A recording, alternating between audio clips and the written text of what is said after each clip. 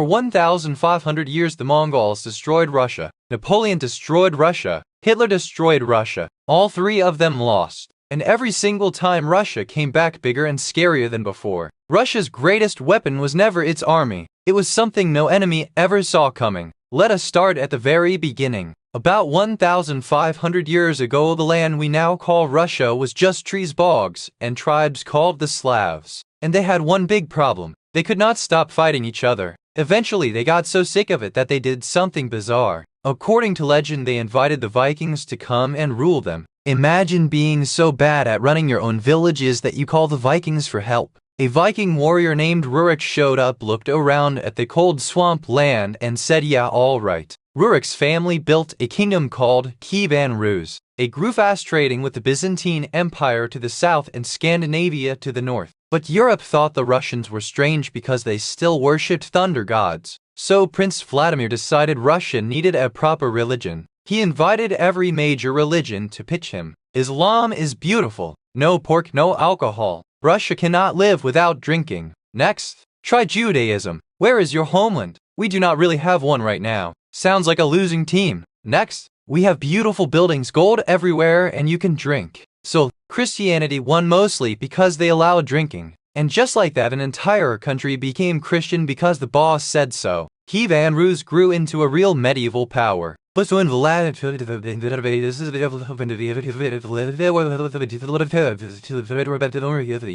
1237, while the Russian princes were busy fighting each other, an army appeared on the horizon. These were the Mongols, led by Batu Khan, the grandson of Genghis Khan himself. The Mongols had already conquered everything from China all the way to Eastern Europe before they even reached Russia. They could ride 100 miles in a single day, shoot arrows backwards at full gallop, and their armies almost never lost. City by city, they burned Russia to the ground. Kiev, the proud capital of Kiev and Rus, got so completely flattened that travelers passing through reported nothing but empty fields and ash. For the next 240 years, every Russian prince had to travel east and personally ask the Mongol Khan for permission to rule his own town. The Khan might say yes. He might also have the prince executed on the spot. It was a coin flip every visit. But something interesting happened in one small boring town up in the north. Moscow. Moscow's princes had volunteered to collect gold from the other Russian princes on behalf of the Mongols. And every time they did, they skimmed a little off the top.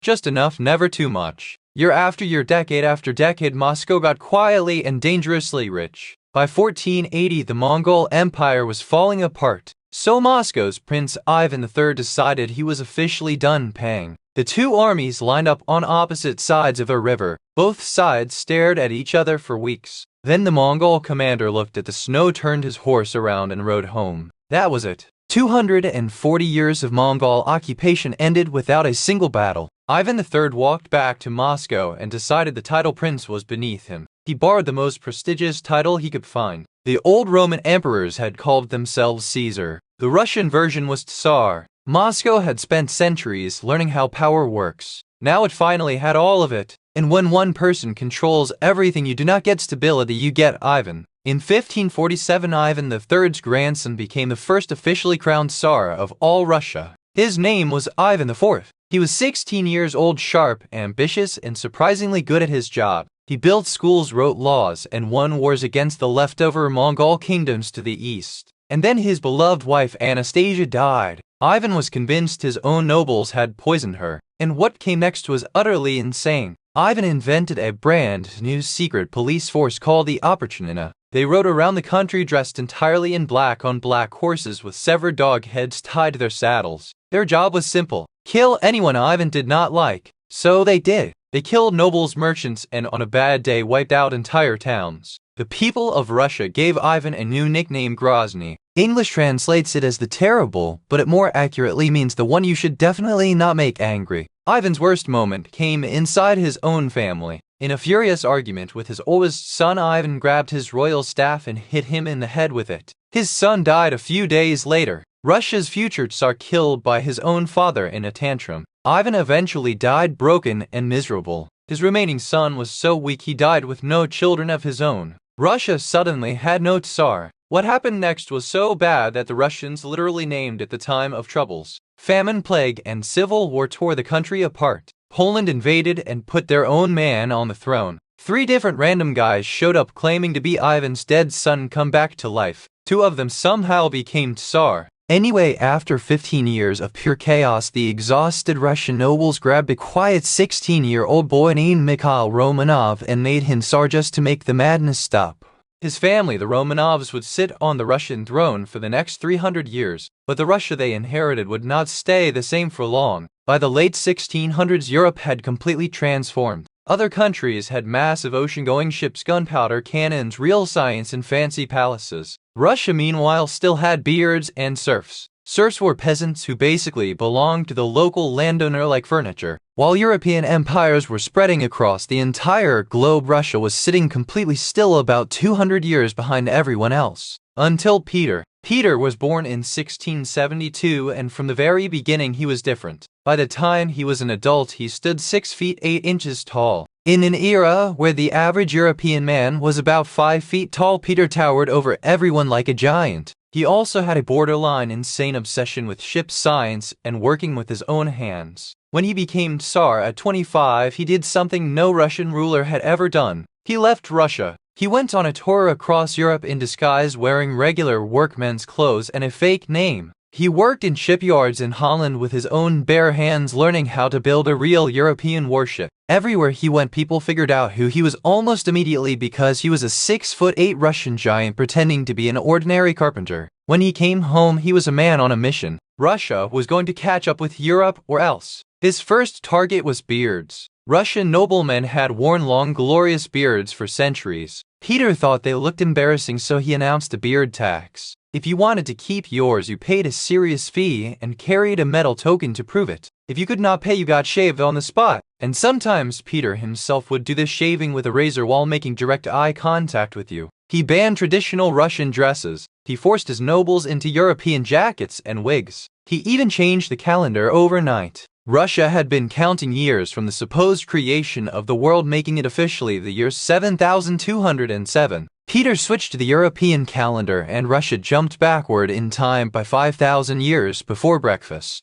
Then he decided Russia needed a brand new capital city, a modern European one facing the sea. The only problem was the perfect spot he chose was a freezing, mosquito-infested swamp at the edge of the Baltic Sea. Tens of thousands of forced laborers died constructing it. Peter named it St. Petersburg. It is genuinely beautiful and still stands today. By the time Peter died in 1725, he had built a navy from nothing, won wars against Sweden, and dragged his entire country kicking and screaming into the modern world. He had transformed a backward kingdom into an empire. After Peter died, Russia had a messy 40 years of weak heirs and palace coups. Then in 1762, Peter's useless great-grandson married a clever young German princess named Catherine. 6 months into his reign, Catherine had him overthrown by her friends in the army and took the throne herself. She called herself Catherine the Great, and she actually earned it. She took huge pieces of Poland, grabbed Crimea from the Ottoman Turks, and absorbed most of what is now Ukraine.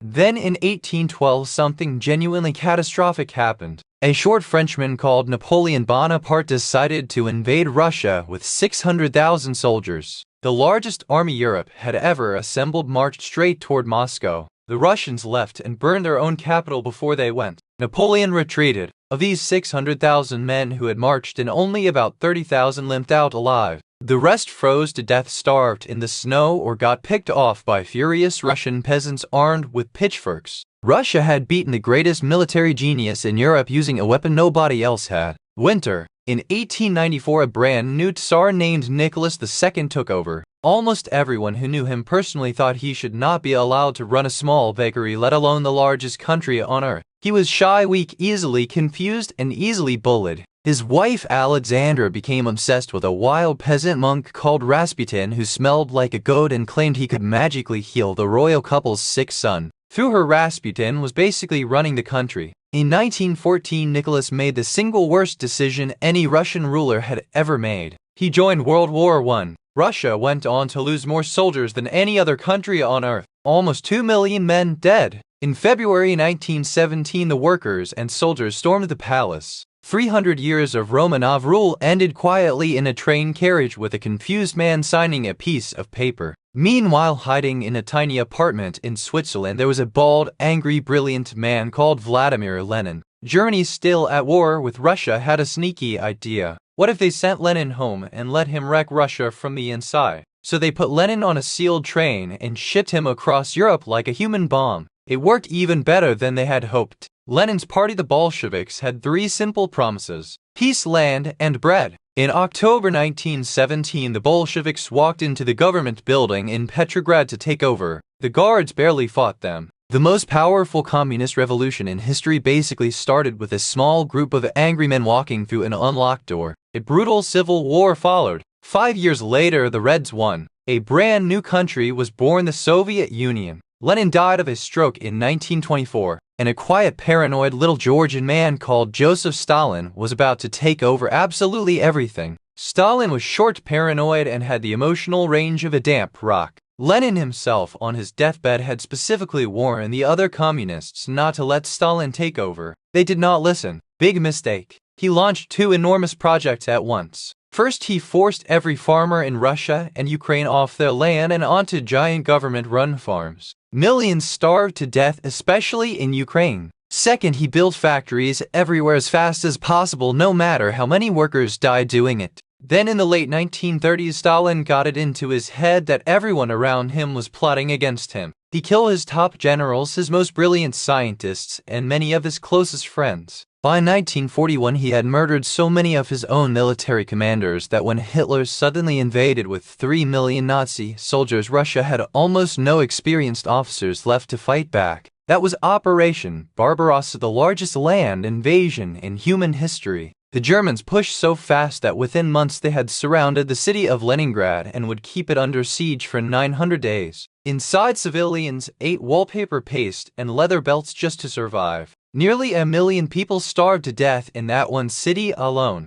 The German army pushed all the way to the gates of Moscow itself. And then, of course, winter arrived. The Russians, used to this kind of cold, pushed the Germans back from Moscow. Just like Napoleon 130 years earlier, Hitler had made the same catastrophic mistake. At a single battle in the city of Stalingrad, 2 million people died in one battle. Then in 1943 came the largest tank battle ever fought at a place called Kursk. 6,000 tanks smashed into each other across the stretch of Russian countryside. The Germans lost, and after Kursk they would never go on the offensive in the east again. Slowly and painfully, the Red Army crushed the Germans and pushed them all the way back to Berlin. And here is something most people do not know. 4 out of every 5 German soldiers killed in the entire Second World War died fighting the Soviets. The famous beaches of Normandy got the movies. Russia did the heavy lifting. The Soviet Union lost 27 million people in that war. But Stalin's country came out of it as one of the most powerful nations on earth, controlling half of Europe, holding the atomic bomb and staring across the world at a brand new enemy, America.